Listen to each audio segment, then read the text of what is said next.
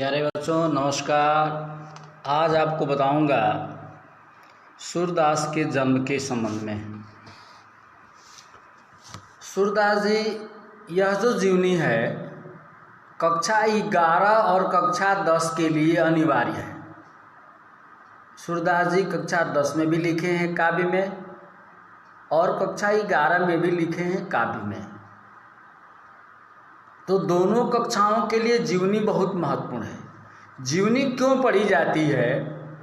जीवनी से छोटे छोटे सवाल बनते हैं, छोटे छोटे सवाल बनते हैं। क्योंकि कभी कभी पूछा जाता है आप जीवनी रट के पढ़ते हैं, जैसे पूरा जीवनी आपने रटना शुरू किया। जीवनी को रटने की आवश्यकता नहीं है।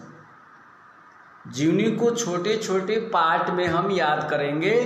क्योंकि एक जीवनी में 8 से 10 सवाल हम तैयार करेंगे और 8 से 10 सवाल जब तैयार करेंगे तो पूरी जीवनी मेरे लिए कंफर्म हो जाएगी।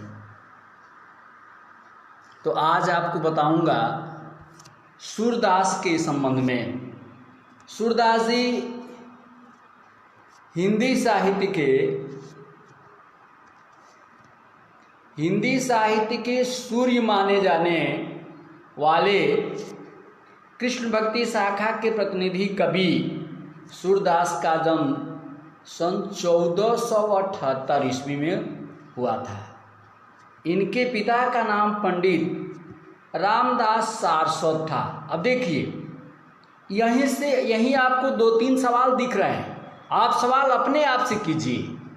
जैसे आपको पूछना है कि सूरदास के पिता का नाम क्या है, तो पहला उत्तर आपको मिलेगा सूरदास के पिता का नाम पंडित रामदास सारस्वत था।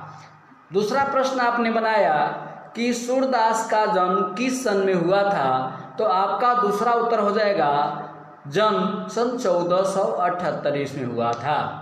अब आपका तीसरा सवाल आपसे बन रहा है कि सूरदास जी कहाँ पैदा हुए थे। तीसरा सवाल देखिए शुरू हो रहा है।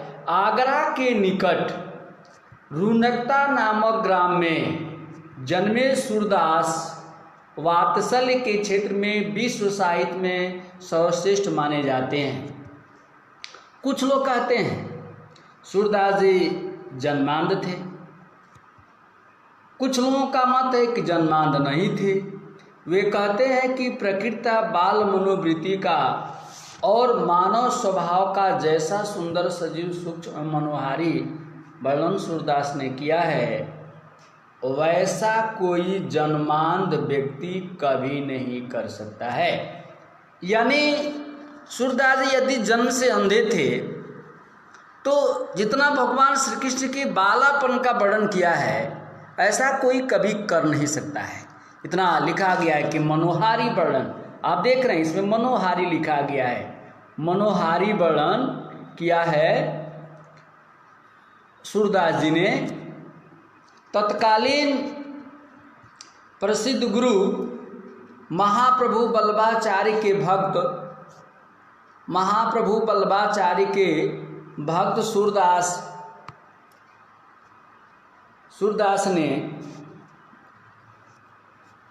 सूरदास को गोवर्धन पर स्थापित मंदिर में अपने आराध्य श्रीनाथ जी की सेवा में कीर्तन करने के लिए नियुक्त कर दिया। आपने 105 वर्ष, आपका और सवाल बनता है कि सूरदास जी कितने दिन तक जिंदा रहे, तो 105 वर्ष तक। सुदीर्घ जीवन काल में 1.25 लाख पद। अब आपका अगला सवाल आपसे बन सकता है कि कितने पदों की रचना किए थे, तो 1.25 लाख पदों की रचना किए थे। लिखा गया है 1.25 लाख पदों की रचना किए थे। रचना करने वाले सूरदास के लगभग 10,000 पद ही प्राप्त अब तक हो सके हैं। अब तक माने सूरदास के 10,000 पद ही प्राप्त हो सके हैं। इनकी मृत्यु कब हुई है? देखिए अगला सवाल आपसे बन रहा है। ये भी पूछा सकता है कि सूरदास की मृत्यु कब हुई, तो इनका स्वर्गवास 1583 ईस्वी में गोसाई विठलनाथ के सामने गोवर्धन के तलहटी पर पारसौली नामक ग्राम में हुआ था।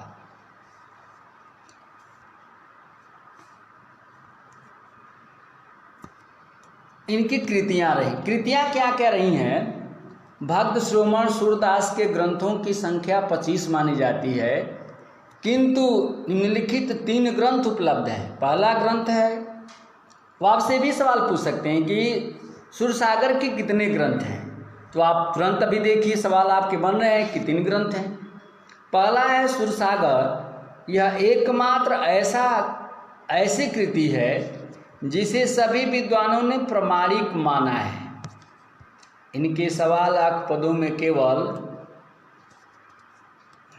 10,000 पद ही उपलब्ध हो पाए हैं। संपूर्ण सुरसागर